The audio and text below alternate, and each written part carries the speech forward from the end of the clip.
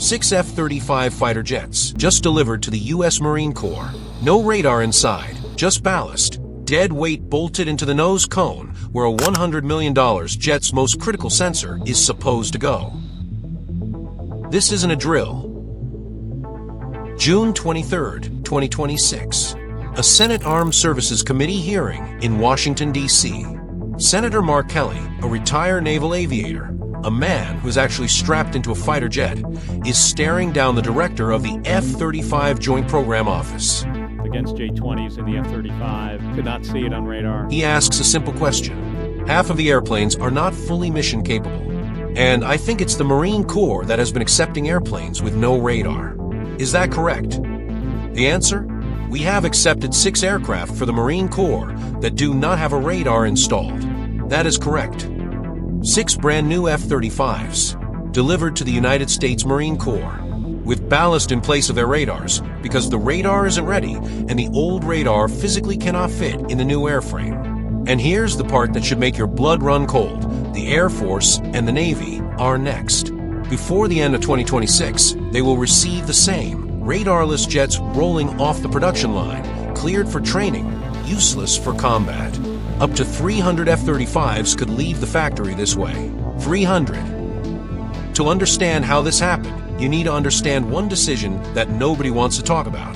The F-35 Block 4 upgrade was supposed to include a brand new radar, the APG-85. More powerful, more precise, built specifically to detect China's stealth fighters at ranges the old radar couldn't reach. But here's the problem.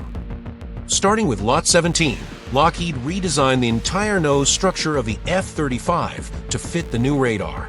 The bulkhead, the structural frame that holds the radar in place, was rebuilt from the ground up, and it cannot fit the old radar, not without major structural surgery on each individual jet.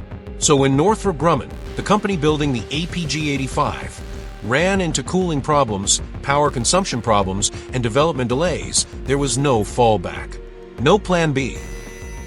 The jets were built. The radar wasn't ready.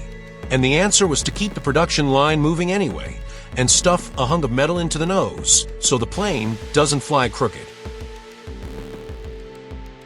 The Government Accountability Office released its own verdict in June 2026. Only 25% of America's entire F-35 fleet is fully mission capable.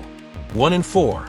The rest grounded in maintenance or flying without full combat ability. America built the most expensive weapons program in human history. And right now, 3/4 of it can't fully fight. And America's allies are watching every single second of this.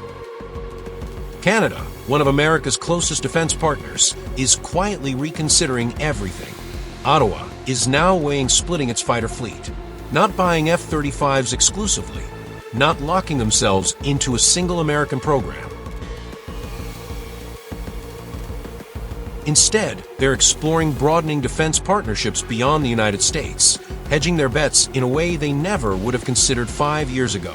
The timing is not a coincidence. When the flagship fighter jet of your most powerful ally starts showing up without radars, when readiness rates collapse below 25%, when the modernization program your national defense depends on keeps slipping further and further behind, you start asking uncomfortable questions. Questions like, what happens if this isn't fixed by the time we actually need these jets? Canada doesn't have an answer yet, but the fact that they're asking the question at all says everything.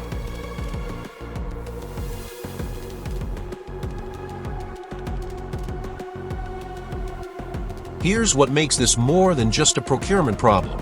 The APG-85 wasn't built to replace an aging radar out of routine upgrade cycle. It was built specifically, urgently, to counter China's J-20. China's stealth fighter is believed to already carry its own next-generation radar, built on the same gallium nitride technology the APG-85 uses. Which means right now the F-35, America's frontline fighter, is going into a potential confrontation with a sensor system that may already be outmatched. Every month the APG-85 stays delayed is a month China's technological edge potentially widens. And the first production radars aren't expected until 2028. 6 jets without radars. 300 more coming. Readiness rates at historic lows. A key ally quietly looking for the exit. And China's stealth program advancing on a schedule that doesn't care about American budget problems. This isn't the story of a program that stumbled. This is the story of a program that made a calculated bet and lost. The F-35 was supposed to own the sky for the next 50 years. Right now, it can't even see past its own nose.